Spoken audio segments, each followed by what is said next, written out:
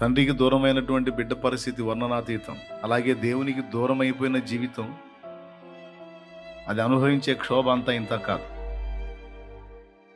దేవుణ్ణి ఎరగని వాడికి తెలియక పాపం వేదనను అనుభవిస్తున్నాడు.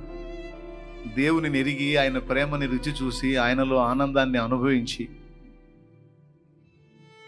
మారు మనసు పొంది బాప్తిస్మం పొంది క్రీస్తు రక్తంలో కడగబడి దేవునికి సమీపంగా బ్రతికి మళ్ళా దూరం అయిపోవటం చాలా బాధాకరం.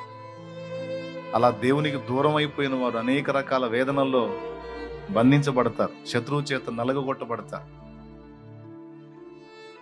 ఒక రకంగా చెప్పాలంటే దేవుని సముఖంలో రాజులాగా, రాజకుమారుడిలాగా, యువరాజులాగా ఉన్న నీ బ్రతుకు దేవునికి దూరమై అంధకారంలో ఉన్నప్పుడు, లోకంలో కలిసినప్పుడు తప్పిపోయిన కుమారుడి గతిలాగానే అయిపోతుంది.